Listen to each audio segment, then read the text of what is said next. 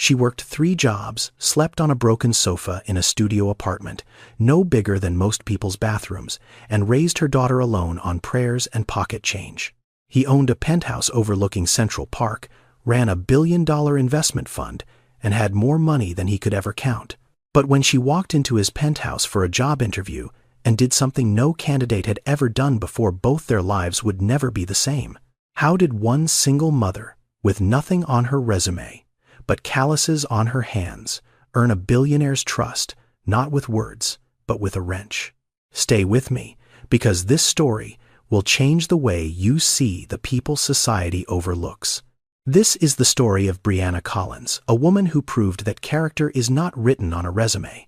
It is written in what you do when no one is watching. It was a cold Thursday evening in Manhattan, the kind of evening where the wind cut through the streets like a blade, and the city lights reflected off wet pavement like scattered diamonds. High above it all, on the 52nd floor of one of the tallest residential buildings on the Upper West Side, a penthouse sat quietly in the dark. The floors were white marble cold under bare feet. The walls were made almost entirely of glass, giving a view of Central Park that most people only ever saw in magazines. The furniture was modern, clean, expensive. Everything in its place. Everything perfect. And everything empty. A coffee machine hummed softly in the open kitchen. It was one of those Italian machines that cost more than a used car. It brewed a perfect cup every time. But there was only one mug sitting beside it. There was always only one mug. Xavier Bennett stood by the window, looking out at the city below. He was 34 years old, tall, broad-shouldered, with deep brown skin and a clean-shaved head that made him look older than he was. He wore a simple gray t-shirt and sweatpants. No watch, no shoes, just a man standing alone in a room that was too big for one person. Xavier was the founder and CEO of Bennett Capital Partners, one of the most successful real estate investment firms in the country. His company bought old, run-down apartment buildings in low-income neighborhoods, renovated them from top to bottom, and rented them out at prices regular people could actually afford. Affordable housing. That was his thing. That was what made him different from every other man in a suit on Wall Street. He had started with nothing. Grew up on the south side of Chicago. His mother Gloria worked 2 jobs to keep the lights on. His father left when Xavier was 6 and never came back. Gloria raised him alone in a 1-bedroom apartment where the heat broke every winter and the landlord never fixed it. She died when Xavier was 16. Heart attack. Right there on the kitchen floor while she was making dinner. Xavier found her. He was the one who called the ambulance. He was the one who sat in the hospital waiting room alone because there was no one else to call. After that, Xavier made himself a promise. He would never be powerless again.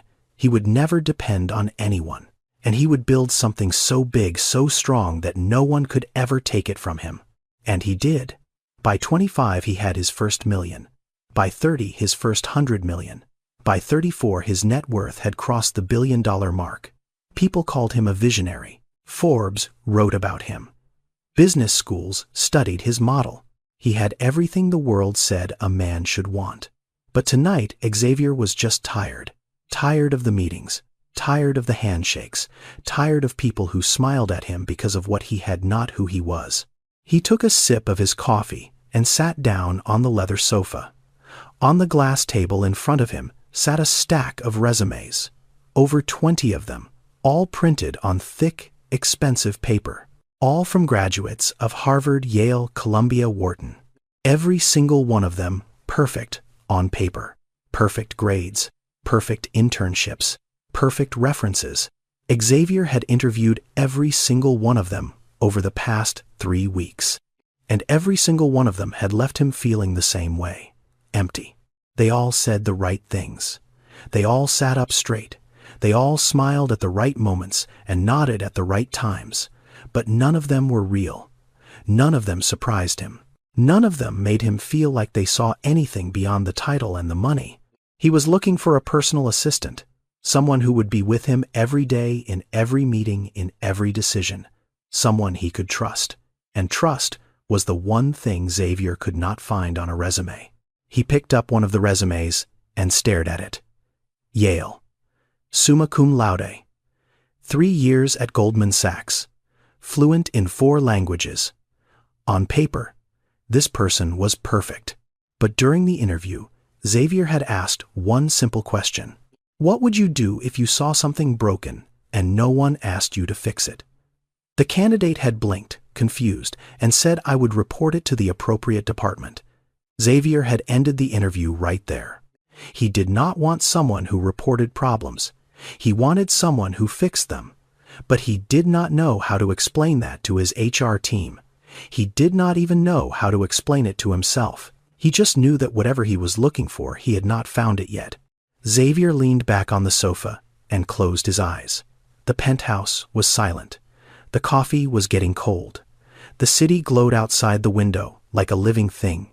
Millions of people moving, talking, living their lives. And here he was, alone, in the most expensive room in the building, with nothing but a stack of perfect resumes and a single coffee mug. He did not know it yet, but the answer to everything he had been searching for was about to walk through his front door. The next morning, across the city in a neighborhood Xavier had never set foot in, a woman named Brianna Collins was already awake. It was 4:30 in the morning. The alarm had not gone off yet. It did not need to. Brianna's body had learned to wake up before the sun a long time ago. There was too much to do to waste time sleeping. She sat up slowly on the sofa. It was not a bed. It was a small, sagging sofa with one broken leg propped up by a stack of old phone books. That sofa was where Brianna slept every night because the only bed in the studio apartment belonged to her daughter. The apartment was in the Bronx, on the 3rd floor of a building that smelled like mildew and old cooking oil. It was barely bigger than a parking space. The kitchen, the bedroom, and the living room were all the same room. The walls were thin. You could hear the neighbors arguing at night, the baby crying 2 doors down, the pipes groaning inside the walls like something alive. Brianna stood up and stretched. Her back ached. It always ached. She walked the 3 steps to the kitchen area and turned on the faucet. The water came out cold. There was no hot water in the building this week. The landlord said he would fix it. He had been saying that for 2 months. She made a pot of coffee, the cheapest brand from the dollar store. It tasted bitter and thin, but it did the job. While the coffee brewed, she opened the refrigerator. Half a box of cereal, a carton of milk that was 1 day from expiring, 2 eggs. That was it. She poured the cereal into a small bowl for Amara, her daughter, and set it on the table. Then she cracked the 2 eggs into a pan for herself. She would need the energy today. Today was different from every other day. Brianna worked 3 jobs. In the mornings, she cleaned hotel rooms at a mid-range hotel in Midtown. In the afternoons, she delivered food through an app on her phone, biking through traffic in rain or heat. In the evenings, she washed dishes at a restaurant in Harlem. Between shifts, she picked up Amara from school and dropped her off with Mrs. Odom, the elderly woman who lived across the hall. Mrs. Odom was 71 years old, retired, and had a bad hip that made it hard for her to walk. She watched Amara for free. Well, not exactly free. Brianna fixed things for her in return. A leaking pipe 1 week. A broken cabinet hinge the next. A toilet that would not stop running. Whatever needed fixing, Brianna fixed it. That was the deal. That was how they survived. Not with money, but with hands and trust.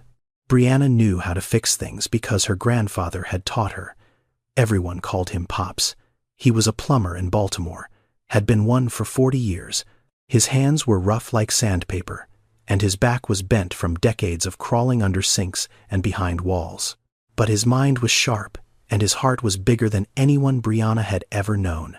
Pops raised Brianna after her mother left. He taught her everything: how to read a pipe joint, how to tell if a faucet was leaking from the valve or the washer, how to fix a water heater with nothing but a wrench and patience. He used to say, fixing things is not about the thing, Bri. It is about paying attention. Most people do not break things on purpose. They just stop paying attention. Pops died when Brianna was 19. Lung cancer. He left her nothing but his old toolbox and a lifetime of knowledge that no school had ever given her. She still had that toolbox. It sat in the corner of her apartment, right next to the sofa where she slept. She never opened it anymore. But she never got rid of it either. At 5:15, Amara woke up. She was 5 years old with big brown eyes and 2 thick braids that Brianna did fresh every Sunday night. She padded out from behind the curtain that separated her bed from the rest of the apartment, rubbing her eyes. "Morning, Mama," she said in a sleepy voice. "Morning, baby. Breakfast is on the table." Amara climbed onto the chair and started eating her cereal. She looked at Brianna, who was standing by the sink, drinking her coffee and staring at her phone. "Mama, are we going somewhere nice today?" Brianna looked at her daughter. On the phone screen was an address, a penthouse on the Upper West Side of Manhattan. She had found the job listing online 3 days ago. Personal assistant to the CEO of a real estate company. No degree required. She had sent an email with no resume, just a short message explaining who she was and why she wanted the job. She had not expected a reply. But yesterday, a response came. "Come to this address Thursday morning at 10. Ask for Xavier Bennett." Brianna did not know who Xavier Bennett was. She had searched his name and nearly dropped her phone. A billionaire. She was going to a billionaire's penthouse for a job interview, a woman who cleaned hotel rooms for a living. She looked at Amara and smiled. Maybe, baby, maybe. That night, after putting Amara to bed, Brianna did something she had not done in a long time. She pulled out the one outfit she owned that was nice enough for an interview. A pair of dark slacks and a cream-colored blouse. Both from a thrift store. Both clean but wrinkled. She did not own an iron, so she did what she always did. She boiled a pot of water, held the clothes up on a hanger, and pressed the hot bottom of the pot against the fabric, slowly, carefully, working out each wrinkle one at a time. It took almost an hour, but when she was done, the clothes looked decent. Not perfect, but decent. She hung them on the back of the door and lay down on the sofa. Through the thin wall she could hear the pipes groaning. Somewhere in the building a faucet was dripping. Brianna closed her eyes and listened to it. Drip, drip, drip. She knew exactly what was wrong. A worn washer, a 10-cent part that the landlord would never replace. She whispered into the dark, "Please, just let something good happen tomorrow. Just this once." Then she fell asleep. The next morning, Brianna dropped Amara off at Mrs. Odom's door at 7:30. "You look nice," Mrs. Odom said, looking Brianna up and down with a knowing smile. "Big day interview," Brianna said. "Uptown." Mrs. Odom raised her eyebrows. "Uptown, uptown." Brianna nodded. "Well, go on then. Amara and I will be just fine." She reached out and squeezed Brianna's hand. "You deserve this, child. Whatever it is, you deserve something good." Brianna squeezed back, but said nothing. She had stopped believing in deserving things a long time ago. She just believed in showing up. She walked to the subway station 6 blocks away. The morning air was sharp and cold. Her shoes, the nicest pair she owned, were black flats with a small scuff on the left toe. She had tried to cover it with a marker the night before. It almost worked. The subway ride from the Bronx to the Upper West Side took 45 minutes. Brianna stood the whole way because there were no empty seats. She watched the stations pass through the window. The neighborhoods changed slowly, like someone turning a dial. First, the graffiti-covered walls and flickering lights of the Bronx stations. Then the cleaner platforms of Harlem. Then the polished tile and bright advertisements of the Upper West Side. When she came up from the station, the air felt different. Cleaner, quieter. The buildings were taller here. The sidewalks were wider. People walked with purpose, dressed in long coats and carrying leather bags. No one looked at Brianna. She was invisible here, just another face in the crowd. Or maybe not even that. She found the building easily. It was impossible to miss. A tall glass tower with a dark green awning and gold lettering above the entrance. A doorman stood outside in a pressed uniform with white gloves. Brianna took a deep breath and walked up to him. "Good morning," she said. "I have an appointment with Mr. Xavier Bennett, 10 o'clock. The doorman looked at her. His eyes moved slowly from her face to her shoes, from her shoes to her bag, a small, worn purse she had owned for 6 years. His expression did not change, but Brianna could feel it. That look, the one that said, "You do not belong here." "Name?" he asked flatly. "Brianna Collins." He picked up a phone behind the desk and dialed. Brianna stood in the lobby and waited. The floor was marble polished, so clean she could see her own reflection in it. A woman in a fur coat walked past, trailing the scent of something expensive. A man in a suit talked loudly into his phone about stock options. No one looked at Brianna. She did not look down. She stood straight, shoulders back, chin up. Just the way Pops taught her.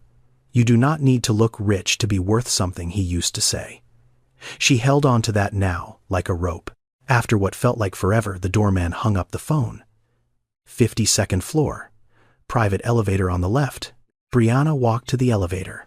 The doors opened with a soft chime. Inside, the walls were lined with mirrors. She stepped in and pressed the button.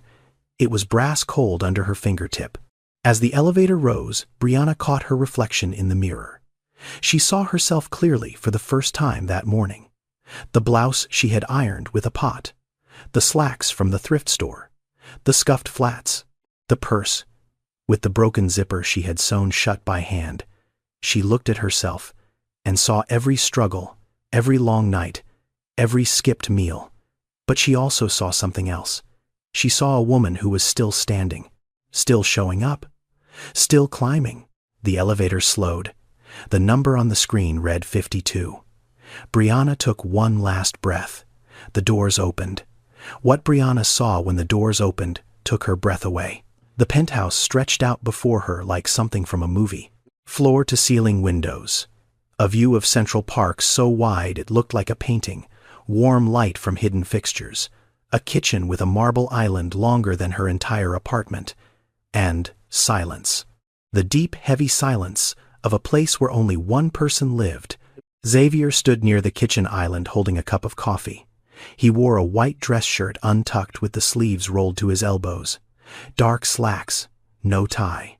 He looked relaxed, but his eyes were sharp. "Watching, always watching." "Brianna Collins?" he asked. "Yes, sir." "Come in, please. Have a seat." He gestured toward the living area where 2 large sofas faced each other across a glass table. Brianna stepped inside. Her shoes were quiet on the hardwood floor.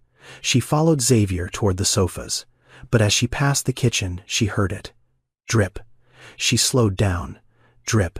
Her head turned slightly to the left toward the sink. Drip. It was a sound most people would not even notice. Background noise.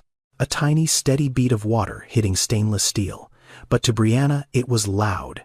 It was the loudest sound in the room. She knew what it was before she even looked. A leaking faucet. The kind of leak that starts small and gets worse over time. The kind of leak that costs you money on your water bill every month and ruins the finish on your sink if you leave it long enough. The kind of leak that a 10-cent rubber washer could fix in 5 minutes. Now, most people would have ignored it. Most people would have sat down on that expensive sofa, smiled politely, and answered whatever questions the billionaire asked them. Most people would not have said a word about a dripping faucet in someone else's home. But Brianna was not most people. She stopped walking. Xavier noticed. He turned around. "Everything okay?" he asked. "Excuse me, Mr. Bennett," Brianna said. "Do you mind if I—" She did not finish the sentence. She was already walking toward the sink. Xavier stood there, his coffee cup frozen halfway to his lips. He watched as this woman, this stranger who had been in his home for less than 30 seconds, walked straight past his expensive sofas, past his glass table, past everything, and went directly to his kitchen sink. Brianna crouched down and opened the cabinet beneath the sink. She looked at the pipes, the valves, the connections. Her eyes moved the way a doctor's eyes move when reading a chart. Quick, focused, trained. She reached in and touched the cold water valve, gently feeling for vibration. Then she found it. The valve seat was worn and the washer was not sealing properly.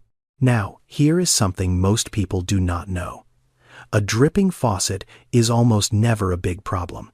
9 times out of 10, it is a small rubber washer inside the valve that has gotten old and lost its shape. It is a part that costs less than $1. But most people call a plumber, pay $200, and the plumber replaces that same tiny washer in 5 minutes. Knowing where to look is the difference between a $200 problem and a 2-minute fix. Brianna knew where to look. She tightened the packing nut around the valve stem with her fingers. Just enough to compress the washer back into place. Not too tight. Tight enough. She listened. The dripping slowed. Then it stopped. Silence. Complete silence. Brianna stood up. She wiped her hands on the sides of her slacks because there was no towel nearby. She straightened her blouse, walked back to where Xavier was standing, and looked at him calmly. "Sorry about that," she said. "The dripping was going to bother me the whole interview." Then she sat down on the sofa. Xavier did not move. He stood there for a long moment, his coffee cup still in his hand, his eyes fixed on the woman who had just sat down across from him like she had done nothing unusual at all. He looked at her. Really looked at her. Not at her clothes, not at her shoes, not at the purse with the sewn-shut zipper. He looked at her hands. They were not soft. They were working hands. Hands that had fixed things, carried things, built things. Hands that had held a child and tightened a valve in the same morning. In that moment, something shifted inside Xavier Bennett. Something quiet but deep, like a key turning in a lock that had been stuck for years. 20 candidates from the best schools in the country had sat on that very sofa. 20 people with perfect resumes and perfect answers and perfect smiles. Not a single one of them had heard the faucet. Not a single one of them had looked at his home and seen something that needed fixing. They had seen a penthouse. Brianna had seen a leaking faucet.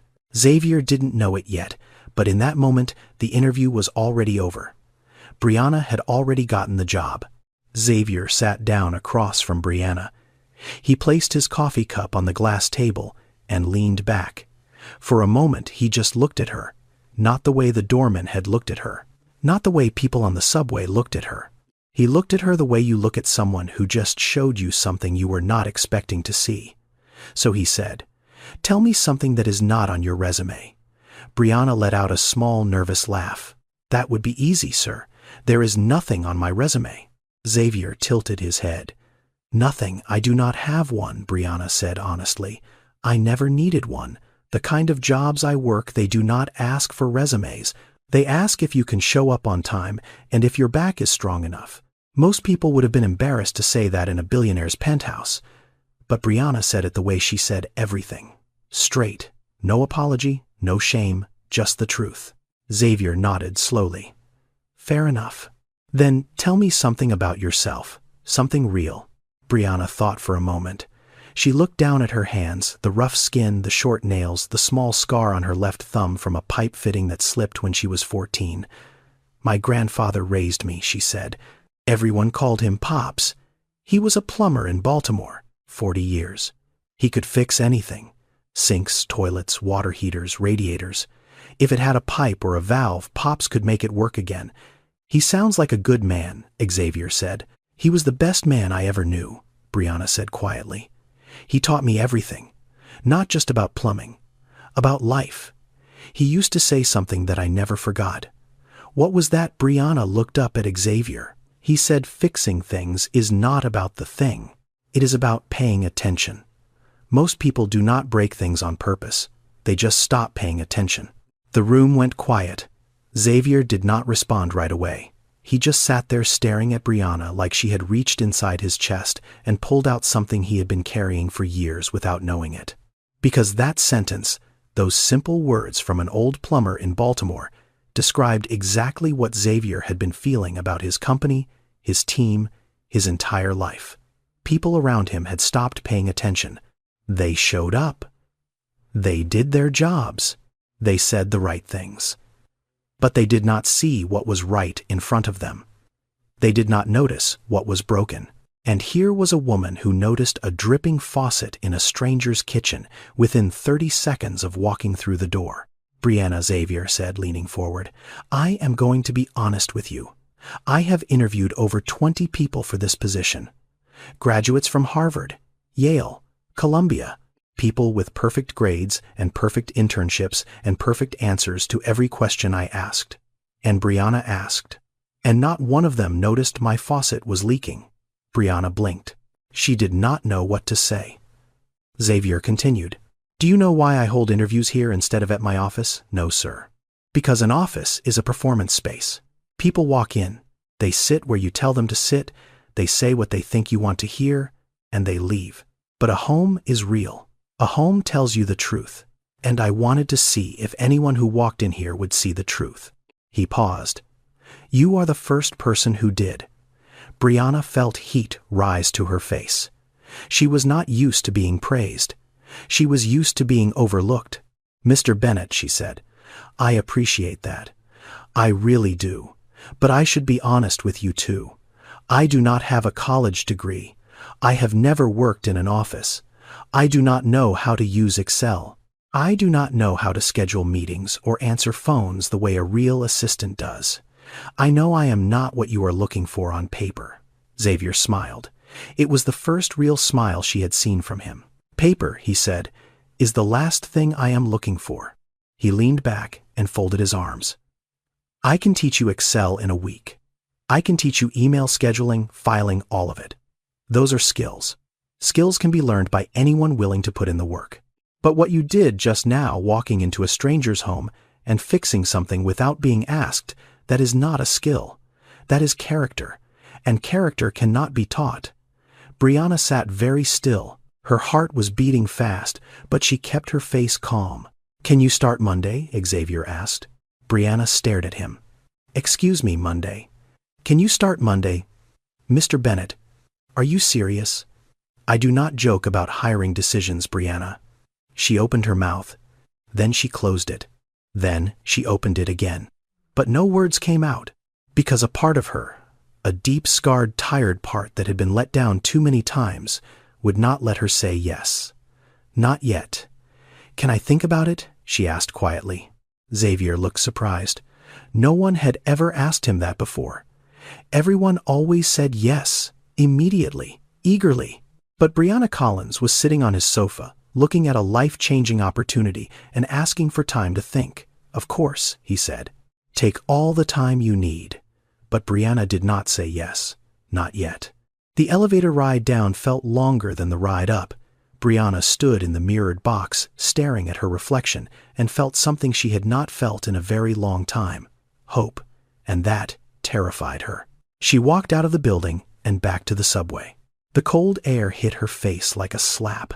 The noise of the city came rushing back. Car horns, construction voices. She pulled her thin jacket tighter and started walking. On the train ride home, Brianna sat by the window and watched the stations pass in reverse. The clean platforms of the Upper West Side faded into the flickering lights of the Bronx.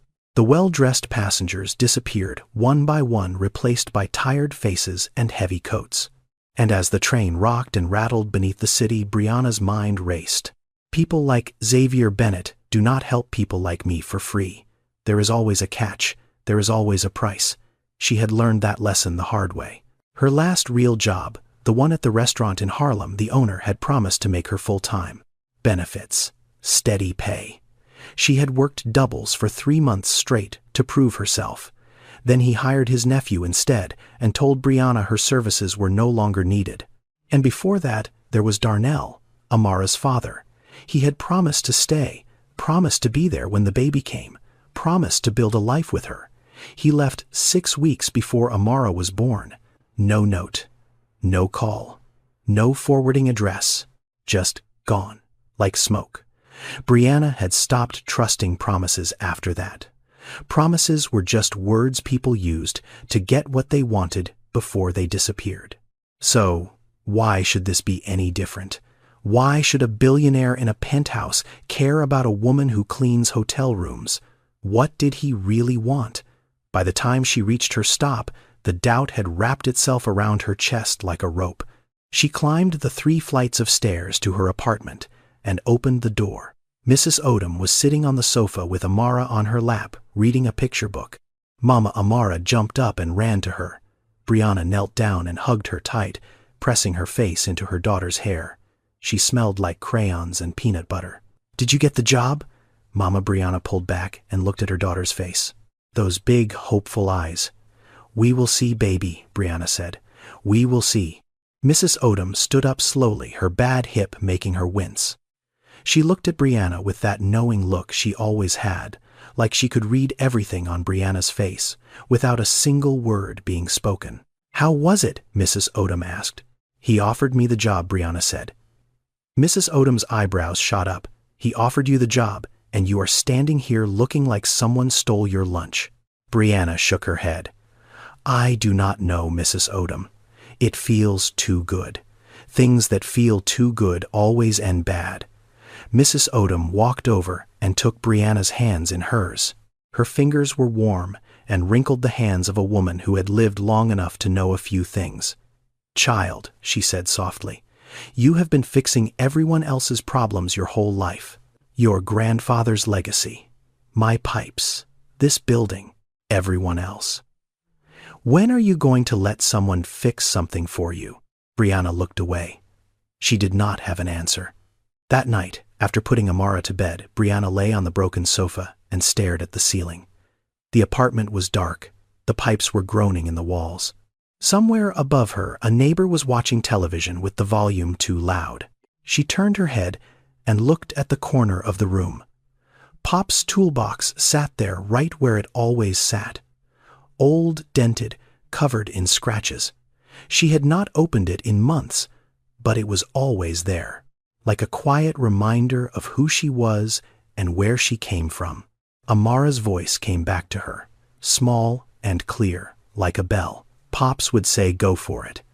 And Mrs. Odom's words, "Let someone fix something for you for once." Brianna closed her eyes. Her chest felt tight, her throat felt thick. She lay there in the dark for a long time, listening to the pipes, listening to her daughter breathe behind the curtain, listening to the city outside. Then she picked up her phone. The screen lit up her face in the dark room. She opened her messages and typed 4 words. "I will be there Monday." She pressed send before she could change her mind. Then she put the phone down, pulled the blanket over her shoulders, and whispered to herself, "One more time. I will trust one more time." Monday morning came faster than Brianna expected. She was up at 4 like always. Coffee, like always. Amara's cereal, like always. But today was not like always. She dropped Amara at Mrs. Odom's door at 7:30. "Mrs. Odom squeezed her hand and said, 'Go show them who you are.'" Brianna took the subway to Midtown Manhattan. The Bennett Capital Partners office was on the 38th floor of a glass tower on 6th Avenue. She had looked it up online the night before. The company managed over $4 billion in real estate investments. It had 200 employees, and now one of those employees was her. The lobby of the building was nothing like the Penthouse. It was louder, colder, more people. Everyone moved fast. Everyone looked busy. The floors were polished stone that clicked under expensive shoes. The air smelled like fresh flowers and strong perfume. Men in tailored suits carried leather briefcases. Women in sharp dresses typed on their phones while walking, never looking up. Brianna stood just inside the revolving door for a moment. She was wearing the same blouse and slacks from the interview, the only professional clothes she owned. Her shoes were the same scuffed black flats. Her purse was the same old one with the sewn zipper. She took a breath and walked to the elevator. The 38th floor was all glass and clean lines, open desks, bright lights, computer screens glowing on every surface. The sound of keyboards clicking filled the air like rain on a tin roof. People talked in low professional voices about numbers and timelines and projections. A young woman from Human Resources met Brianna at the elevator. She was friendly but formal. She handed Brianna a badge, a laptop, and a company phone, then led her to a desk just outside Xavier's corner office. "This is your workstation," the woman said. "Mr. Bennett's schedule is in Outlook. His calls are forwarded to this line. If you need anything, Renee Whitfield's office is down the hall." Then she left. Just like that, Brianna sat down in the chair. It was an expensive chair, the kind that adjusts in 6 different ways. She did not know how to adjust it. She opened the laptop. The screen lit up with icons and folders and programs she had never seen before. Outlook, Slack, SharePoint, Google Drive. It might as well have been written in another language. She stared at the screen. For the first time since she walked into Xavier's penthouse, Brianna felt something she was not used to feeling. Fear. Not the fear of hunger or cold or being alone. Those she knew. This was different. This was the fear of failing at something she actually wanted. She could fix a water heater in the dark. She could unclog a drain with nothing but a wire hanger. She could carry 50 pounds of cement up 3 flights of stairs without stopping, but she did not know how to send a calendar invite. Down the hall, a door opened. Renee Whitfield stepped out of her office and walked toward Xavier's. She was tall, sharp-featured, with natural hair pulled back tight and reading glasses perched on her nose. She wore a black blazer and carried a tablet under her arm. Everything about her said efficiency. She glanced at Brianna as she passed. It was a quick look, brief, but Brianna felt it. It was the look of someone measuring you and coming up short. A few minutes later, Brianna heard voices through Xavier's office door. Renee's voice was clear and direct. "You hired a hotel maid with no experience to be your personal assistant. I hope you know what you are doing." There was a pause. Then Xavier's voice, calm and steady. "I always know what I am doing, Renee. She does not know Outlook. She will learn. She does not have a degree. Neither did my mother. And she was the smartest person I ever knew." Silence. Then the sound of Renee's heels clicking back down the hallway. Brianna sat at her desk and stared at the laptop screen. Her hands were shaking, but she placed them on the keyboard anyway. She did not know where to start. But she was going to start. Because Brianna Collins did not give up. She had never had that luxury. The first week was brutal. There was no other word for it. On Monday, Brianna sent an email meant for Xavier's accountant to his entire contact list. 312 people received a message about a tax form that was supposed to be confidential. It took the IT department an hour to recall it. Brianna sat at her desk the whole time feeling like the floor might swallow her whole. On Tuesday, she scheduled 2 meetings at the same time. Xavier showed up to an empty conference room at 10, then found out his investor call had been moved to the same slot. He had to apologize to the investors. He did not yell at Brianna. He did not even frown. He just said, "Double-check the calendar before you confirm." Always. On Wednesday, she printed a 60-page report on the wrong paper size. Every single page came out cut off on the right side. She had to reprint the whole thing. It took her 45 minutes because she did not know how to change the paper tray. By Friday, Brianna had made 11 mistakes. She kept count. She wrote each one down in a small notebook she carried in her purse. Not because anyone told her to, because that was who she was. She paid attention. She tracked what went wrong so she could make sure it never went wrong again. Every evening after work, Brianna rode the subway home, picked up Amara from Mrs. Odom, made dinner with whatever was in the fridge, put her daughter to bed, and then sat down on the broken sofa with her phone. She opened YouTube and searched how to use Microsoft Outlook, how to create a calendar event, Excel for beginners, how to write a professional email. She watched tutorial after tutorial, pausing, rewinding, taking notes on the back of grocery receipts because she did not have a proper notebook at home. She practiced on her phone, creating fake events, writing fake emails, learning the language of the professional world, one video at a time. She studied until 1 in the morning, sometimes later. Then she set her alarm for 4:30. Pulled the blanket over her shoulders, and slept for 3 hours.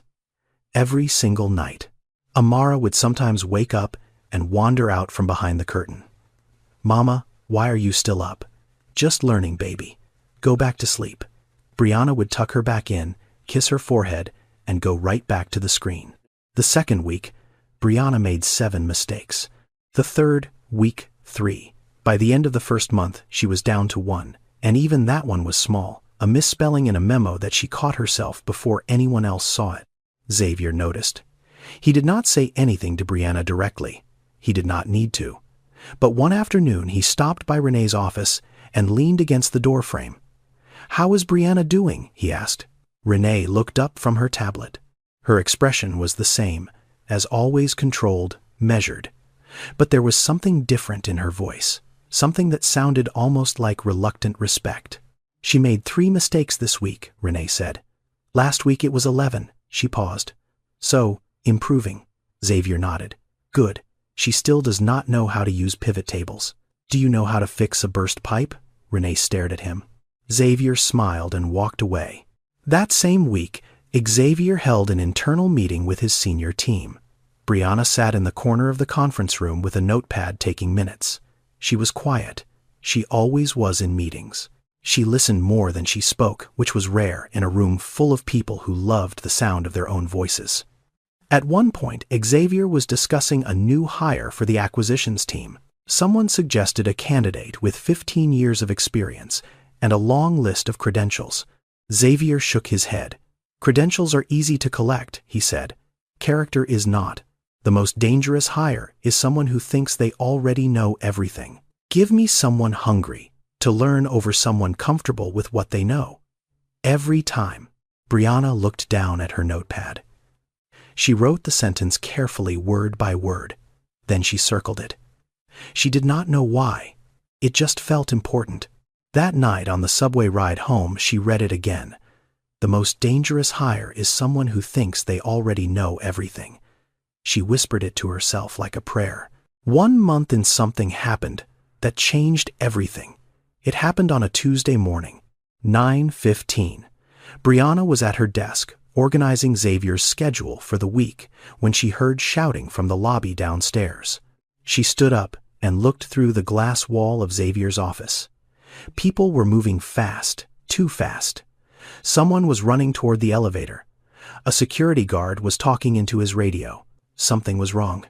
Brianna walked to the stairwell and listened. She could hear it before she saw it. A rushing sound, deep and low like a river running underground.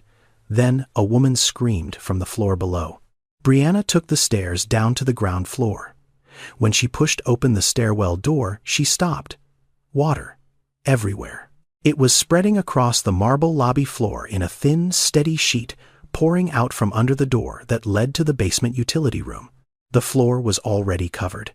People were stepping back, lifting their bags, pulling their shoes away from the water like it was something dangerous.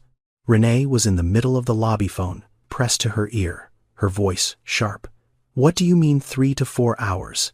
We have investors arriving in 45 minutes. I do not care about your schedule. Get someone here now." She hung up and turned to Xavier, who had come down from his office. His face was calm, but his jaw was tight. "Building maintenance says the plumber cannot get here until this afternoon," Renee said. "A pipe burst in the basement. They think it is a main line." Xavier looked at the water creeping across the floor. The lobby of Bennett Capital Partners, one of the most respected investment firms in Manhattan, was flooding. And in less than an hour, a group of foreign investors would walk through the front door, expecting a polished professional environment. "Can we move the meeting?" Xavier asked. "To where?" Renee replied. "Every conference room is booked, and the investors are already on their way from the airport."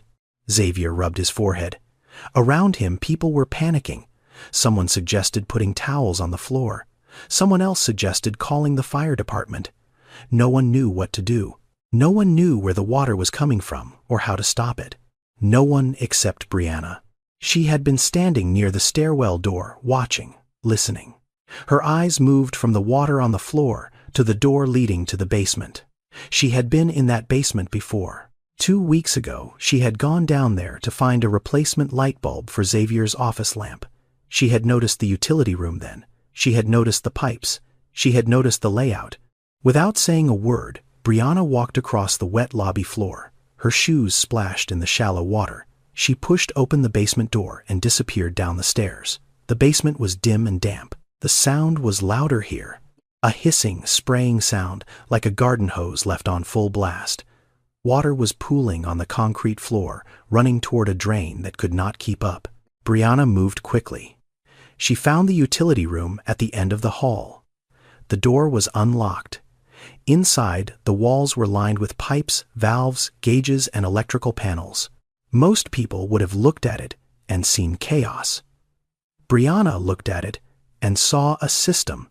Now here is something that most people do not know but should. Every building, whether it is a house, an apartment, or a 40-story office tower, has a main shut-off valve. It is the one valve that controls all the water coming into the building. If a pipe bursts and water is flooding everywhere, the very first thing you should do is find that valve and close it. It will stop the water immediately. But here is the problem. 9 out of 10 people who live or work in a building have no idea where that valve is. They have never looked for it. They have never been told. And when an emergency happens, they panic, they call someone, and they wait. Meanwhile, the water keeps coming. Brianna did not wait. She scanned the wall of pipes and found the main valve in under 30 seconds. It was a large red handle near the bottom of the wall, partially hidden behind a shelf. She grabbed it with both hands and turned it clockwise, hard. The valve was stiff, had not been turned in years, but Brianna was strong. She forced it shut. The hissing stopped. The water stopped. Just like that.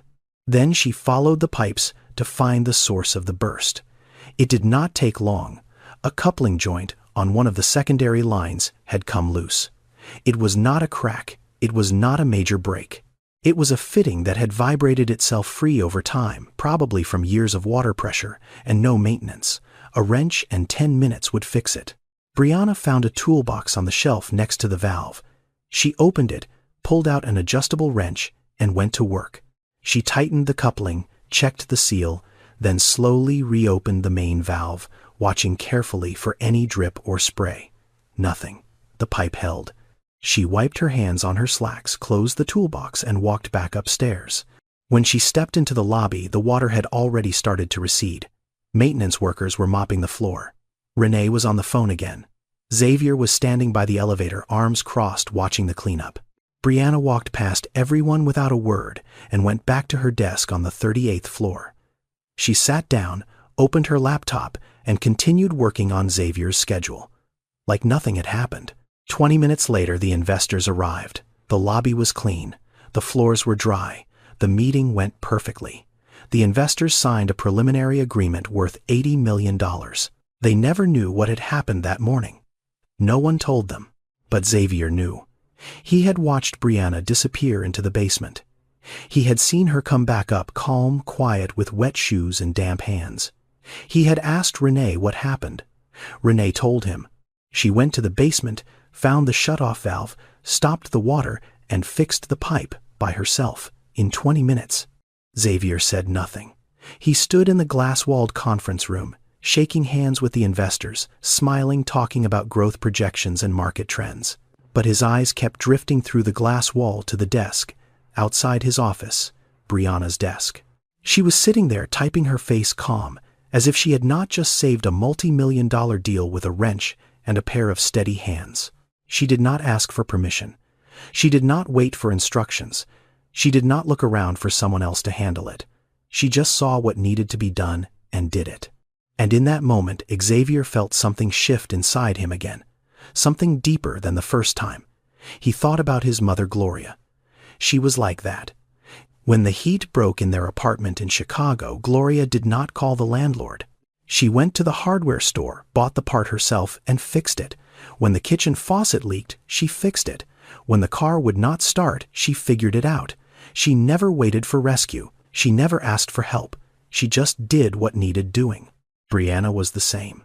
And Xavier was beginning to realize that this woman, who had walked into his penthouse a month ago in thrift store clothes and scuffed shoes, was the most remarkable person he had ever met. But Brianna did not know any of that. She just went back to work. Over the weeks that followed, something changed between Xavier and Brianna. It was subtle at first, almost invisible, but it was there. Xavier started asking Brianna questions. Not about his schedule or his meetings. Real questions.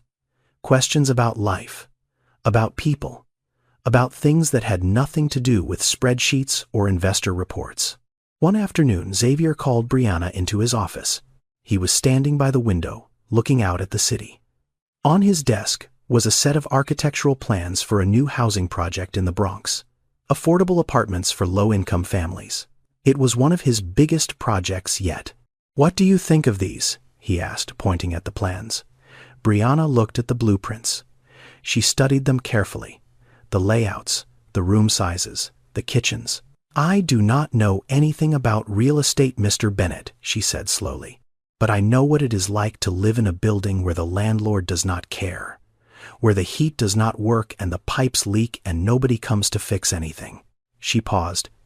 "If you are building these for people like me, then maybe you should ask people like me what they need." Xavier stared at her. For a long time he said nothing.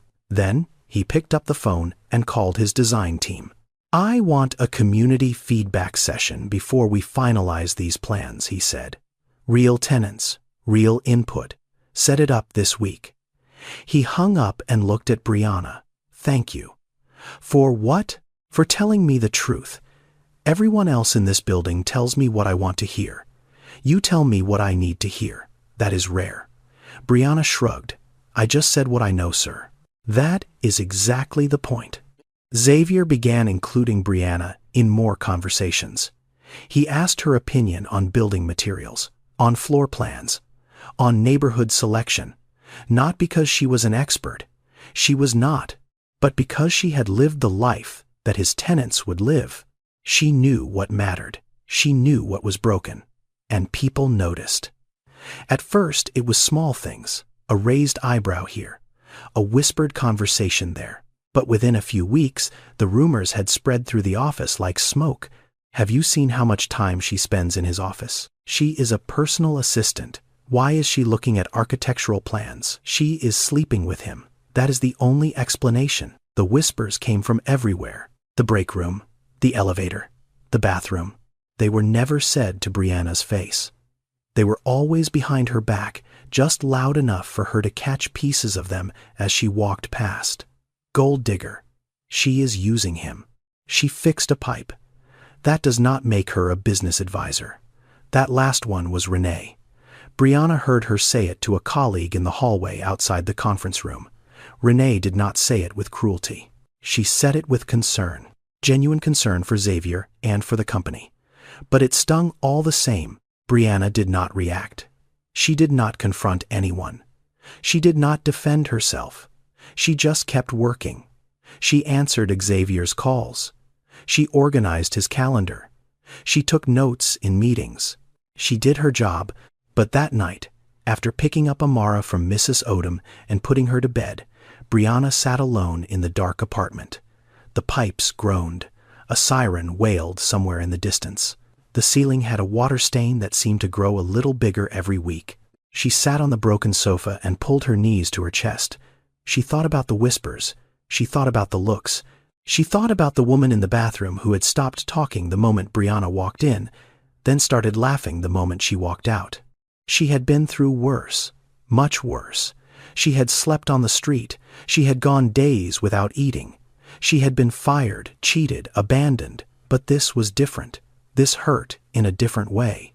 Because for the first time in her life, she had started to feel like she belonged somewhere. And now the place she belonged was telling her she did not.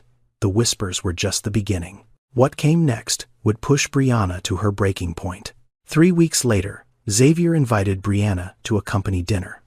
It was not a party. It was a formal event, a dinner to celebrate the closing of a major deal held at an upscale restaurant in Tribeca. Partners, investors, board members, and senior staff were all invited. Xavier wanted Brianna there because she had played a direct role in saving the investor meeting. He told her so himself. "You earned your seat at that table, Brianna. I want you there." Brianna almost said no. She did not own anything fancy enough for a dinner like that. But Xavier had thought of that. He had his assistant arrange for a dress to be delivered to her apartment. It was emerald green, simple, elegant. Brianna put it on and looked at herself in the cracked bathroom mirror. She barely recognized the woman looking back at her. The restaurant was the kind of place that had cloth napkins and candles on every table. Soft music played from speakers hidden somewhere in the ceiling. The walls were dark wood. The lighting was warm. Everyone was dressed like they had walked out of a magazine. Brianna sat at the main table next to Xavier. She kept her hands in her lap and her back straight. She smiled when people spoke to her. She said thank you when the waiter poured her water. She was polite. She was calm. She was doing everything right. And then Victoria Langston walked in. Victoria was tall, sharp-featured, with honey-brown skin and hair pulled back in a perfect bun. She wore a black dress that probably cost more than Brianna's rent for a year. She was a partner at a venture capital firm and one of the most connected women in New York finance. She was also Xavier's ex-girlfriend. Victoria made her way through the room, greeting people with air kisses and practiced smiles. When she reached Xavier's table, her eyes swept over Brianna the way a person's eyes sweep over a piece of furniture they have not decided whether to keep. "Xavier," she said warmly. "Lovely event. As always." Then she turned to Brianna. "And who is this?" "This is Brianna Collins," Xavier said. "She works with me." Victoria tilted her head. "Works with you? How wonderful." She sat down across from them and picked up her wine glass. "Tell me, Brianna, where did you go to school?" The table went quiet. Not completely, but enough. Enough for Brianna to feel it. "I did not finish college," Brianna said. Her voice was steady. Victoria raised her eyebrows. "Oh, how refreshing." She took a sip of wine and smiled. Xavier always did like his charity cases. The silence that followed was absolute. Every person at the table heard it. Every person froze. The waiter stopped mid-pour. Someone coughed nervously. Brianna felt her face burn. She felt the old, familiar feeling rising up from her stomach. Shame, anger, the urge to shrink, to disappear, to be invisible again. But she did not shrink. She did not look away. She looked directly at Victoria Langston and spoke clearly. "I may not have a degree, Miss Langston, but I know the difference between a person who builds things and a person who just buys them." Silence again. But this time, it was different. This time, the silence was not pity. It was something else. Something closer to respect.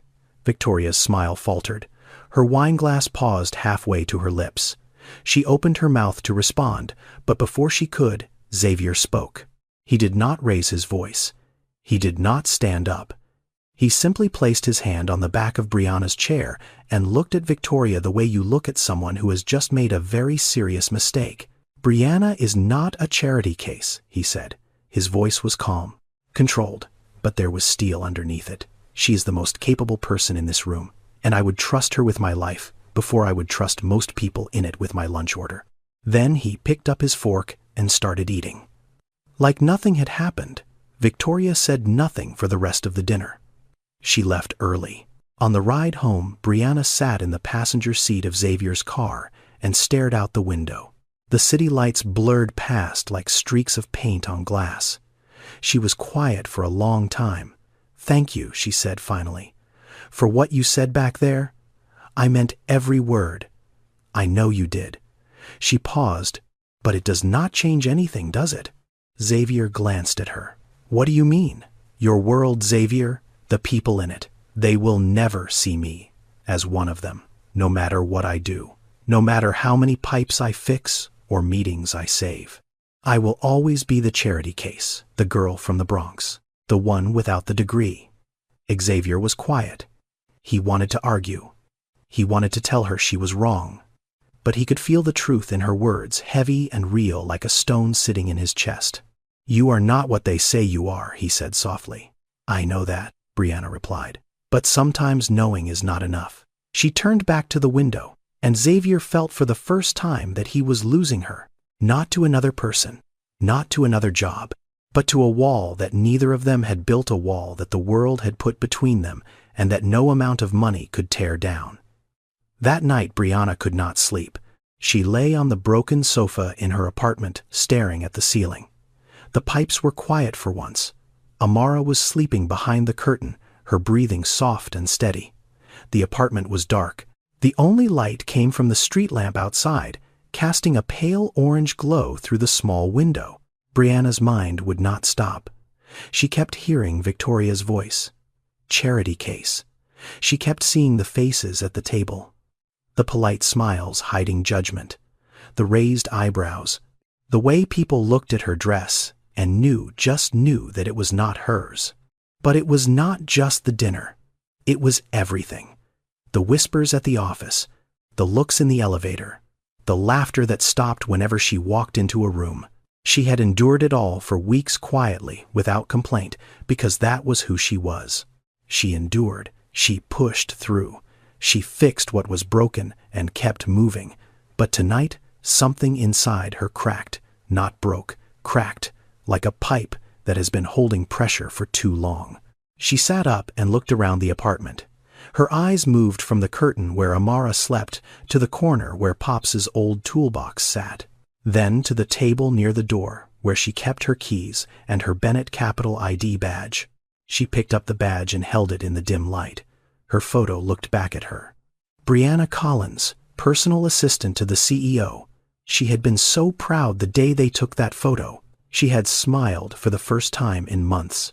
But now, the badge felt heavy, like a chain, because Brianna had realized something she had been trying to ignore for weeks. She was falling in love with Xavier Bennett. She did not want to. She had fought it. She had told herself it was gratitude, not love. Respect, not love. Admiration, not love. But it was love. She knew it the way she knew a pipe was about to burst, a quiet rumble you feel in your chest before you hear it with your ears. And that was exactly why she had to leave. Not because she was weak. Because she was strong enough to see what was coming. If she stayed, the rumors would get worse. The scrutiny would grow. Xavier's reputation would suffer. His business partners would question his judgment. His board would lose confidence. And Amara, her daughter, would grow up hearing people call her mother a gold digger. Brianna would not let that happen. She would not be the reason Xavier Bennett's empire cracked, and she would not raise her daughter in the shadow of other people's cruelty. She stood up quietly and walked to the table. She took out a piece of paper and a pen. For a long time, she just stared at the blank page. Then she wrote, "Thank you for believing in me, Mr. Bennett. But I do not belong in your world. I hope you find someone who does." She folded the letter carefully. She set it aside. Then she packed her small bag. The same bag she had carried into the penthouse on the day of her interview. She folded her clothes. She put Pops's toolbox by the door. She placed the company laptop and phone on the table next to the letter. She did not cry. She wanted to, but she did not. At 4:30 in the morning, before the sun came up, Brianna got dressed. She woke Amara gently. "Come on, baby. We are going to Mrs. Odom's early today." "Why, Mama has some things to do." She dropped Amara off, hugged Mrs. Odom without explaining, and took the subway to Midtown one last time. The office was empty at 5 in the morning. The security guard let her in with her badge. She rode the elevator to the 38th floor alone. She placed the letter on her desk. She placed the badge next to it. She locked the door to the basement utility room, the room she had come to think of as hers, and slid the key under Xavier's office door. Then she walked to the elevator, pressed the button, and rode it down to the lobby. She stepped out into the cold morning air. The sky was still dark. The street lamps glowed orange against the pavement. The city was quiet, the way it only ever is before dawn. She did not look back. She could not. Xavier arrived at the office at 8:15 the next morning. He had not slept well. Something had felt off when he woke up, a heaviness in his chest he could not explain, like the air before a storm. He stepped out of the elevator on the 38th floor. The office was already humming, keyboards clicking, phones ringing, people moving, everything normal, everything in its place. Except one thing. Brianna's desk was empty. Xavier slowed down. He looked at the desk. The laptop was there, closed, centered perfectly on the surface. The company phone sat beside it, and next to the phone was a folded piece of paper. And on top of the paper was her ID badge, face up with her photo, looking at the ceiling. Xavier picked up the letter. He unfolded it. His eyes scanned the words. Then he read them again. Then a third time. "Thank you for believing in me, Mr. Bennett. But I do not belong in your world. I hope you find someone who does." His hand started shaking. It was a small shake, barely visible, but it was there. He stood in the middle of the open office, surrounded by 200 people, and felt completely alone. He read the line again, "I do not belong in your world," and something inside him cracked, because he had heard those words before. Not from Brianna, from his mother. Gloria Bennett had said almost the exact same thing over and over her whole life. "People like us do not get to have nice things, Xavier. I am just a cleaning lady. I do not belong in those places." She had worked herself to death, believing that. She had cleaned hotel rooms and office buildings and rich people's houses, and she had never once believed she deserved more. She had never once asked for help. She had never once stopped working long enough to let someone take care of her. And she died, right there, on a kitchen floor in Chicago, alone, exhausted. 43 years old. Xavier had made a promise that day, standing in a hospital hallway at 16 years old, wearing a t-shirt 2 sizes too big because it was the only clean one he had. He promised himself he would never let another person live like that. He would never let another person believe they were not good enough. He would never stand by and watch someone destroy themselves with the lie that they did not belong. And now Brianna was doing exactly that. The same words, the same lie, the same disappearing act. Xavier folded the letter carefully and slid it into his jacket pocket. He walked into his office and closed the door. He stood by the window and looked out at the city. He did not call anyone. He did not check his emails. He just stood there. A few minutes later, there was a knock. Renee opened the door and stepped in. She was holding her tablet ready to review the morning schedule, but she stopped when she saw Xavier's face. "What happened?" she asked. Xavier did not turn around. "She left." Renee paused. "Left? What do you mean she left, Brianna?" "She is gone. She left a letter on her desk." Silence. Renee stood there for a moment. Then she set her tablet down slowly. "What did the letter say?" Xavier's jaw tightened. "She said she does not belong in my world." More silence. Renee did not say anything. She did not offer advice. She did not say, "I told you so." She just looked at Xavier Bennett, the man she had worked beside for 6 years, the man she had seen close billion-dollar deals without breaking a sweat, and for the first time she saw him break. "I let her leave," Xavier said quietly. "I let her think she was not good enough, and I did nothing." He turned away from the window, grabbed his car keys from the desk, and walked toward the door. "Where are you going?" Renee asked. Xavier did not answer. He walked past her through the office, into the elevator. He did not tell his driver. He did not tell his secretary. He got into his car and drove. He was going to find her. He had to. Xavier drove to the Bronx. He did not know Brianna's exact address. She had mentioned her neighborhood once in passing during one of their conversations. She had said it was near a bodega with a green awning and a laundromat that smelled like bleach. That was all he had. It was strange driving through these streets. Xavier Bennett, the man whose name was on buildings in Midtown Manhattan, was now crawling through the Bronx in his Porsche looking for a green awning. The car drew stares. People on the sidewalk watched it pass like it was something from another planet, and in a way it was. Xavier parked on a side street and got out. His shirt was wrinkled. His eyes were red. He had not shaved. He looked nothing like the man who appeared in Forbes magazine. He looked like a man who had not slept and could not stop thinking about a letter that said 7 words that cut deeper than any business loss ever had. He started walking. He went into a bodega on the corner.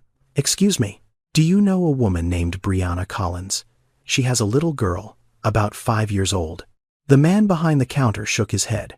Xavier tried the laundromat next door. Same question, same answer. He walked 2 more blocks. He asked a woman pushing a stroller. She did not know Brianna. He asked an old man sitting on a folding chair outside a barber shop. The man shrugged and went back to his newspaper. For the first time in his adult life, Xavier Bennett had no leverage, no phone call to make, no assistant to dispatch, no checkbook to open. He was just a man walking through a neighborhood he did not know, asking strangers for help, and no one was helping. He kept walking, block after block. His expensive shoes were getting dusty. His legs were tired. The sun was hot. He passed cracked sidewalks and overflowing trash cans and buildings with broken windows. He saw children playing in a fire hydrant spray. He saw a woman hanging laundry on a fire escape. He saw the world that Brianna came from, the world she had described to him, and for the first time he did not just hear about it, he was standing in it. After almost 2 hours, Xavier found himself on a narrow street lined with old brick apartment buildings. A small grocery store sat on the corner. Across the street, an elderly woman was sweeping the steps of her building. She moved slowly, favoring her left side, wincing every few steps. Xavier walked up to her. "Excuse me, ma'am. I am looking for someone. A young woman named Brianna Collins. She lives around here. She has a daughter named Amara." The woman stopped sweeping. She looked at Xavier from his shoes to his face. Her eyes were sharp, suspicious. "Who are you?" she asked. "My name is Xavier Bennett. I was her employer." Xavier paused. "She left, and I need to find her."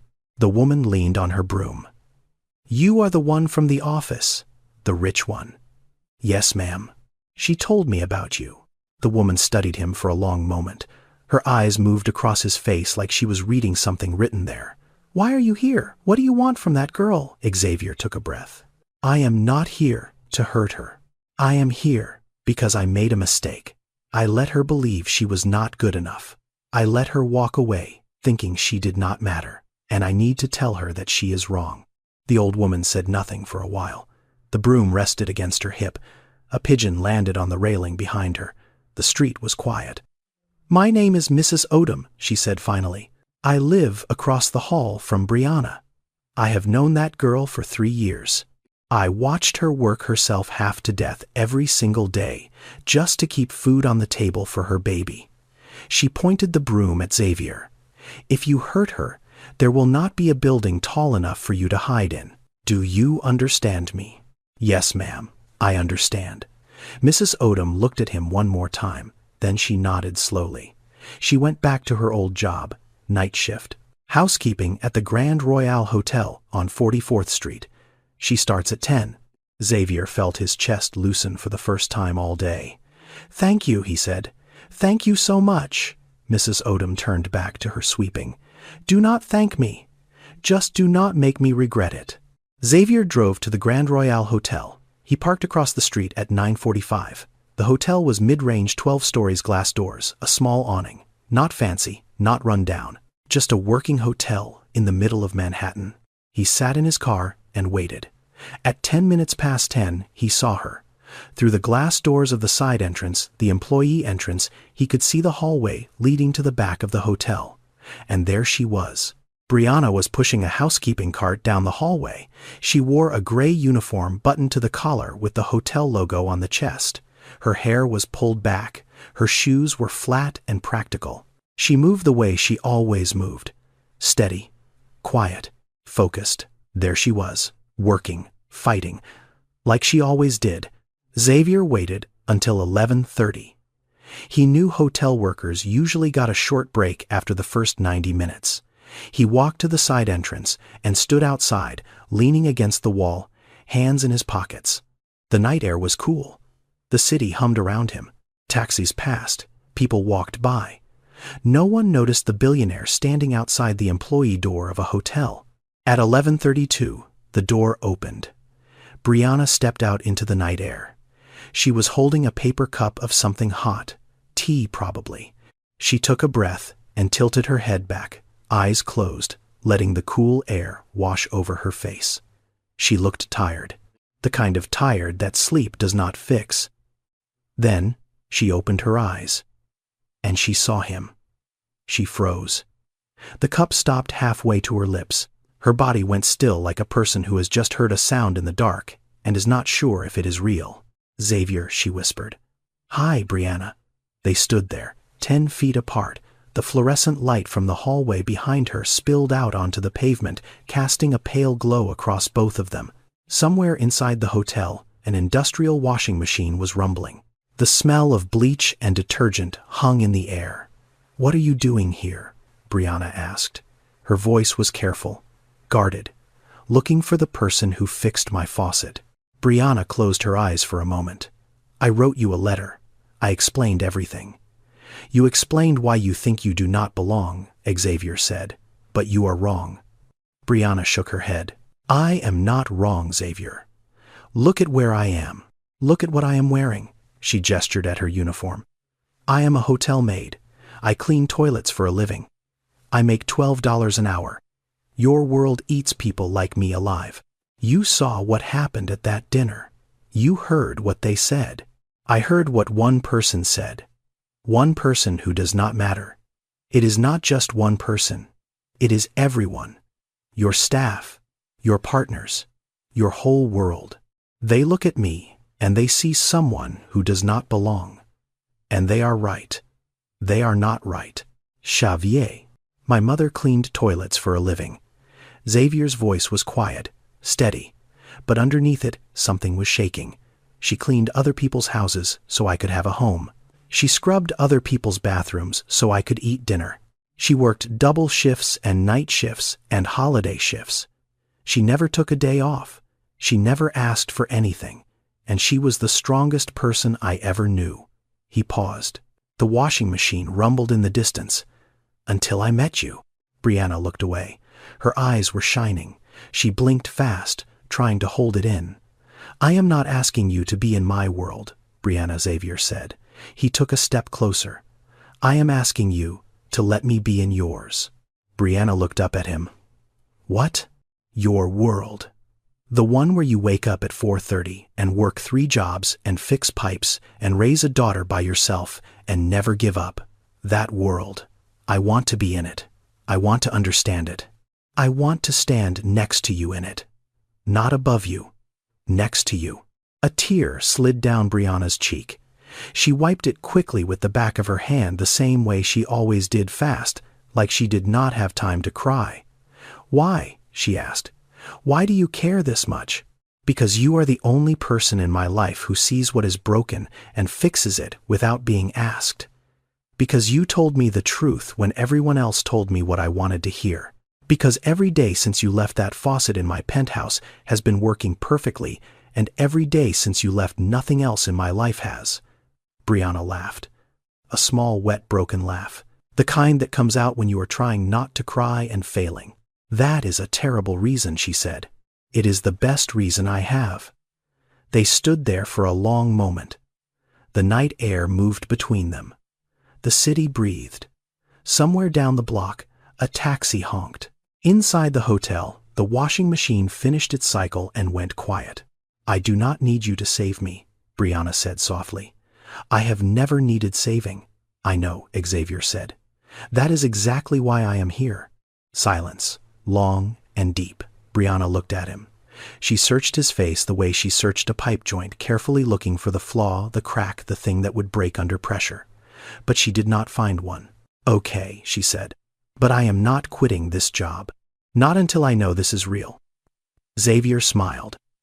The first real smile in days. Deal. Brianna took a sip of her tea. It was cold now. She did not care. She leaned against the wall next to him, shoulder to shoulder, both of them standing outside the employee entrance of a mid-range hotel on 44th Street in the middle of the night. It was not a penthouse.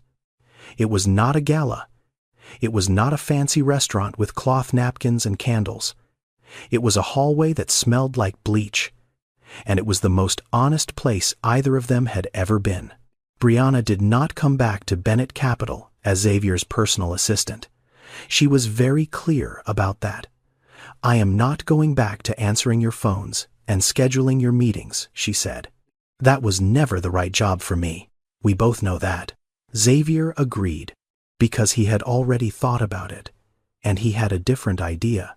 Bennett Capital had a facilities management department, a small team that handled building maintenance, repairs, equipment, and vendor coordination for all the company's properties. It was not a glamorous department. It did not make headlines or close deals, but it was essential. And it needed someone who understood buildings from the inside out, someone who could look at a broken pipe and know the difference between a quick patch and a real fix, someone who paid attention. Brianna started in the department the following Monday. Her title was Facilities Coordinator. Her job was to assist the building operations team with inspections, maintenance scheduling, and emergency repairs across Bennett Capital's portfolio of properties. It was not a favor. It was not charity. It was a job that matched her skills. And Brianna was good at it from day one. She still kept her night shift at the hotel.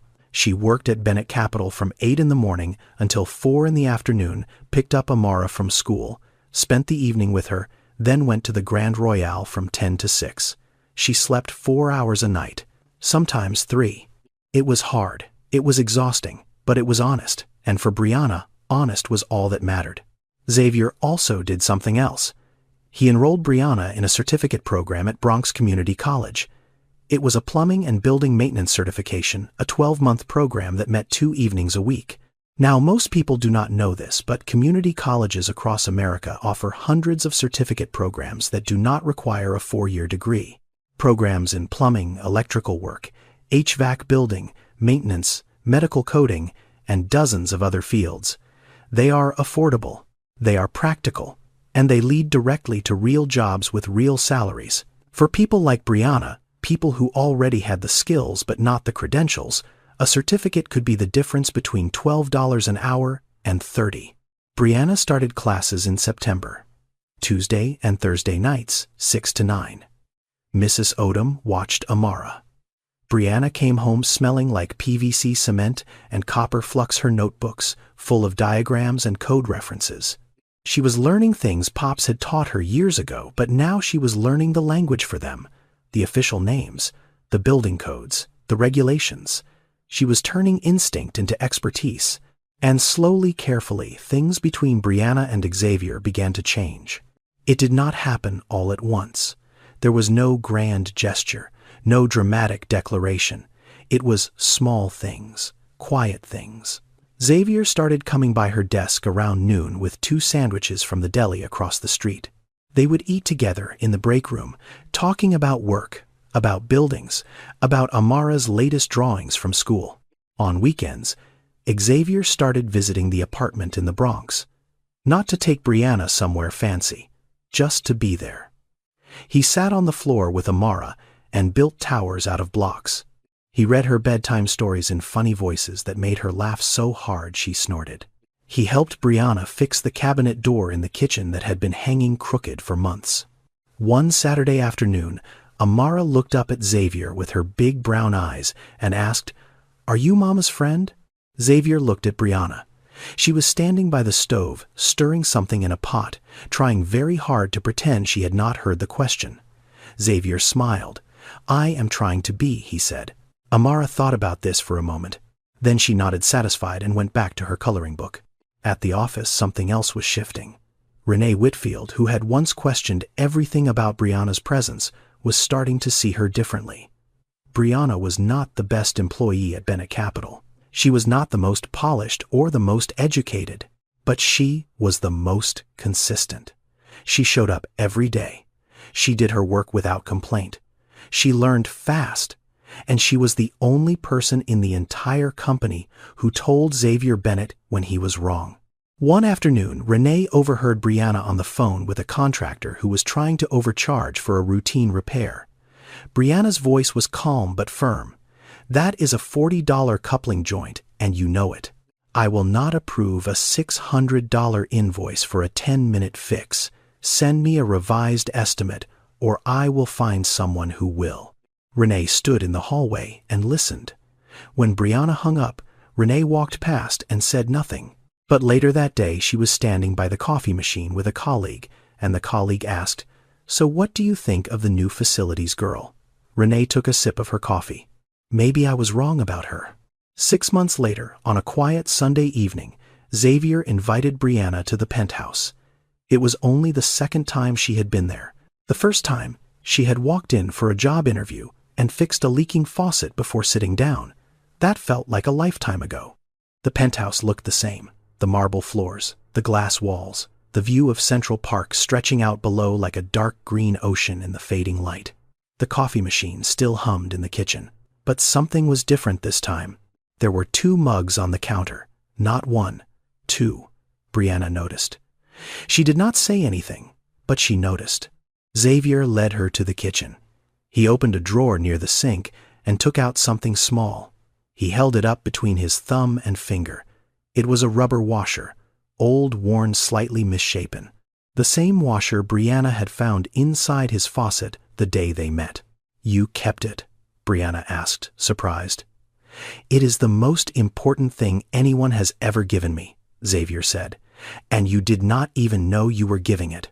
He set the washer on the counter and poured her a cup of coffee. They sat on the sofa, the same sofa where Brianna had sat during her interview, and Xavier began to talk. He told her about his mother. Not the short version he had shared before, the full story. Every detail. Gloria Bennett had worked as a housekeeper at a hotel in downtown Chicago. She did not call in sick, she did not take vacations, she did not complain.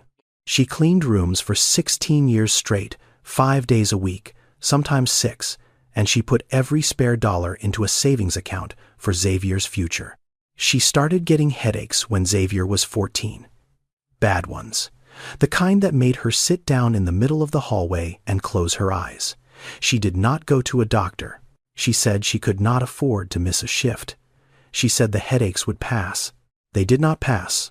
On a Tuesday morning when Xavier was 16 years old, Gloria collapsed in room 412 of the Lakeside Grand Hotel. She was making the bed. The fitted sheet was still in her hands when she fell. A stroke. Massive. By the time the paramedics arrived, she was gone. Xavier was the one who identified her body. He stood in the hospital hallway alone. No father, no siblings, no family. Just a boy in a t-shirt 2 sizes too big staring at a door he was afraid to open. "I built everything I have because of her," Xavier said, his voice low. "Every building, every deal, every dollar. I built it all because I was terrified that if I stopped, if I was not rich enough, strong enough, I would not be able to protect the people I love. I would lose them the way I lost her." He paused. His hands were clasped together. His jaw was tight. "And then I met you, and you scared me, Brianna, because you reminded me of her. The same strength, the same stubbornness, the same refusal to ask for help. And I thought, if I just give her enough, if I just fix enough things around her, maybe I can save her.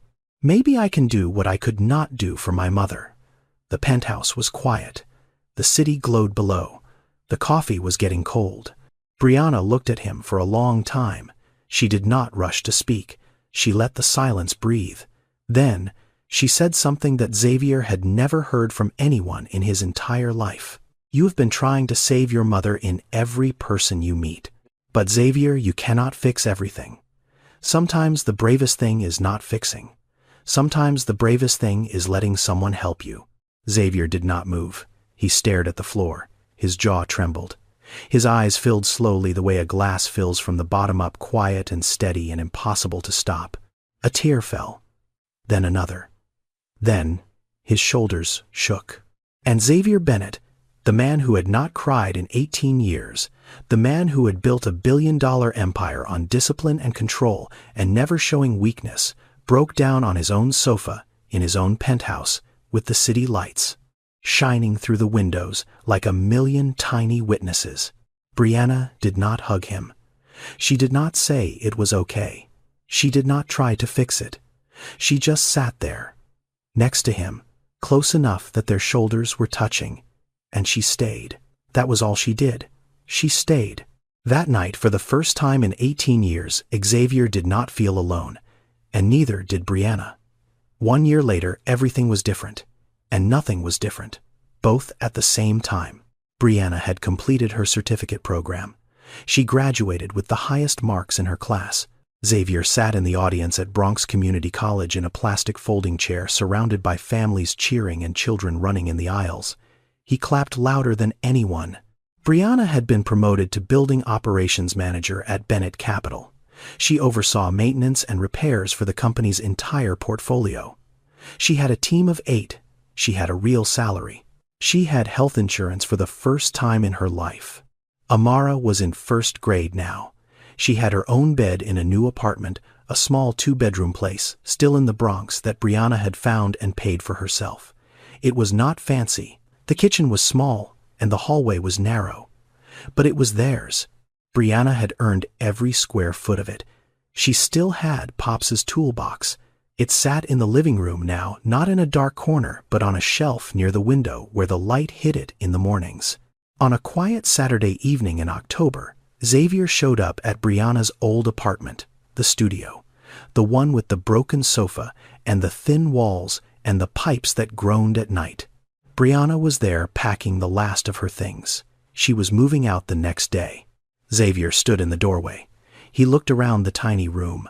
The cardboard boxes stacked against the wall, the bare mattress, the curtain that used to separate Amara's bed from the rest of the apartment, the water stain on the ceiling that had never gotten smaller, and in the corner, the broken sofa. Still there, still sagging, still propped up on a stack of old phone books. "I want to do something," Xavier said. "Before you leave this place." Brianna looked at him. "What?" Xavier walked over to the sofa. He stood in front of it for a moment. Then he got down on one knee. Brianna's breath stopped.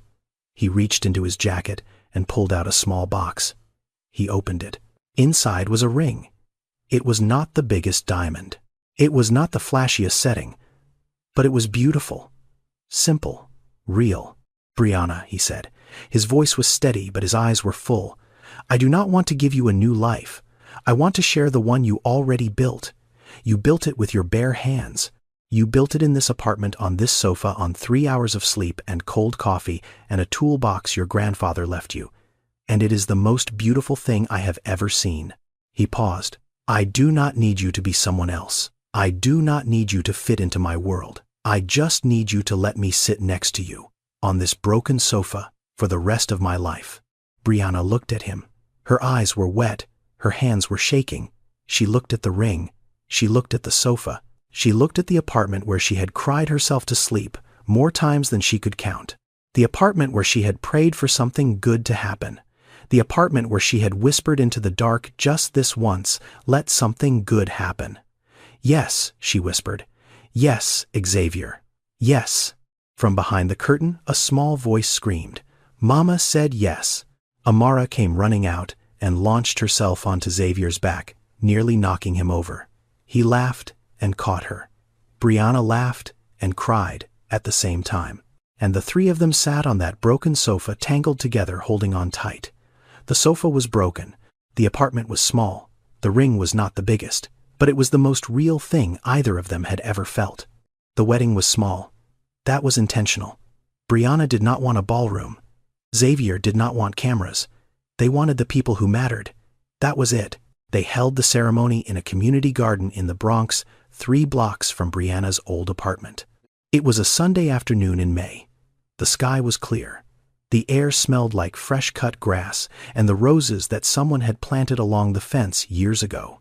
Mrs. Odom sat in the front row wearing a blue dress she had bought special for the occasion, and a hat so wide it blocked the view of the person behind her. She did not care. She cried before the ceremony even started. Renee Whitfield sat 2 rows back in a sharp black dress, her posture perfect as always. But her eyes were soft. She had come not as Xavier's chief of staff. She had come as Brianna's friend. And that was something neither of them would have predicted a year ago.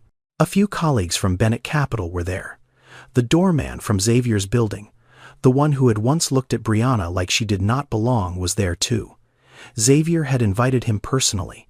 The man had apologized to Brianna months ago, quietly, privately, and she had accepted without hesitation. Because that was who she was. And in the front, holding a small basket of flower petals, was Amara. She wore a white dress with a yellow ribbon in her hair. She had practiced walking down the aisle 11 times in the living room the night before. She took the job very seriously. When Brianna walked down the aisle, she was not wearing a designer gown. She wore a simple white dress she had found at a small boutique in Harlem. It was elegant and clean, and it fit her perfectly. She carried no bouquet. Instead, she carried Pop's old wrench in her left hand, wrapped in a white ribbon. It was the same wrench from the toolbox he had left her, the same one she had used 1,000 times to fix things that other people could not be bothered to notice. Xavier saw it and smiled. He understood. They wrote their own vows. They kept them short. Brianna said, "I promise to fix what is broken and to leave alone what is not. I promise to pay attention. Always." Xavier said, "I promise to stop trying to save everyone and to start showing up for the people who matter, starting with you, starting today." The pastor pronounced them husband and wife. Amara threw her flower petals in the air and shouted, "Finally," and the whole garden laughed. It was not the biggest wedding. It was not the fanciest. But every person there meant something, and every word spoken was true. 6 months after the wedding, Brianna opened Pop's workshop. It was a free vocational training program housed in a renovated storefront in the South Bronx. The sign above the door was hand-painted. It read, "Pop's Workshop. Learn to fix things. Learn to fix your life." The program taught basic plumbing, electrical repair, and building maintenance to single mothers and young adults from low-income backgrounds. Brianna designed the curriculum herself based on everything Pops had taught her and everything she had learned at community college. Xavier helped with funding and space. But the vision was Brianna's. Every inch of it. She taught classes 3 days a week. She wore work boots and a tool belt, and she got down on her knees next to her students and showed them how to read a pipe joint, how to find a leak, how to shut off a main valve, how to hold a wrench so it did not slip. She taught them the way Pops had taught her, with patience, with respect, with the belief that knowing how to fix something was not just a skill, it was dignity. One afternoon, a young woman walked into the workshop. She was maybe 19 or 20. Her clothes were wrinkled. Her shoes had holes near the toe. Her eyes were red and tired, like someone who had not slept well in weeks. She stood in the doorway and looked around at the workbenches and the tools and the students, and she looked like she might turn around and leave. But she did not leave. She walked up to Brianna and said in a voice that was barely above a whisper, "Can you teach me? I do not have any skills. I do not have anything." Brianna looked at the young woman. She saw the tired eyes, the worn shoes, the fear. She saw herself, standing in the doorway of a penthouse, holding a wrinkled blouse she had ironed with a pot, wondering if she was enough. Brianna smiled. "That is exactly what I said once." She pulled out a chair. "Sit down. Let me tell you a story about a leaking faucet." And as Brianna began to speak, Xavier watched from the doorway of the workshop. He did not interrupt. He did not need to. His heart was full. He had everything he had ever wanted. Not because of the money, not because of the buildings or the deals or the title, but because the woman he loved had taken every hard thing life had thrown at her and turned it into something that would help someone else stand up. That is what this story is about. Not money, not romance, not fairy tales. It is about character. It is about what you do when no one is watching and no one is asking. Brianna proved that the moment she fixed a faucet in a stranger's kitchen, she did not do it for a reward. She did not do it to impress anyone. She did it because something was broken, and she knew how to fix it. That is character. And character does not need a degree. It does not need a title. It does not need permission. The world tells single mothers they are not enough. It tells them they need more education, more experience, more credentials, more everything. Brianna proved that being enough has nothing to do with diplomas or bank accounts. It has to do with showing up. It has to do with paying attention. It has to do with refusing to walk past something broken when you have the hands to fix it. And sometimes the people who fix things for a living are the same people who can fix what is broken inside us. Xavier was a billionaire with a penthouse and a view of Central Park, and he could not fix the loneliness inside his own chest. But a woman with a wrench and a 10-cent washer could. Because she did not try to fix him, she just stayed. And sometimes staying is the bravest repair of all. Now, I want to be honest with you for a moment. This story is fictional. Brianna and Xavier are not real people. I made them up, but the struggles in this story are very real. There are millions of Briannas out there right now. Single mothers working 2 jobs, 3 jobs, sleeping 4 hours a night, skipping meals so their children can eat. People with incredible skills that the world does not value because those skills did not come with a diploma. I wrote this story because I believe we need to change the way we see people, Not through their resumes, not through their zip codes, not through the clothes they wear or the car they drive, but through their actions, through what they do when no one is watching. If you are a Brianna watching this right now, if you are someone who feels invisible, someone who has been told you are not enough, someone who works harder than anyone around you and still feels like the world does not see you, I want you to know something. Your hands tell a story that no degree ever could. The calluses on your palms, the strength in your back, the knowledge in your fingers, that is your resume, and it matters. You matter. Pop said it best. Fixing things is not about the thing. It is about paying attention. Pay attention to the people around you. Pay attention to the ones the world overlooks, because you never know. The person fixing your faucet today might be the person who fixes your heart tomorrow. Tell me in the comments, have you ever been judged for what you look like instead of what you can do? Or have you ever met someone who completely surprised you with who they really were? I would love to hear your story. If this video made you feel something, share it with someone who needs to hear it today. You never know whose life might change because of a story about a leaking faucet and a woman brave enough to fix it. There is another story coming soon that I think will move you even more. Subscribe and hit the notification bell so you do not miss it. Thank you so much for watching. May you always be seen for who you truly are, not for what you have. And may you never walk past something broken when you have the hands to fix it. God bless you.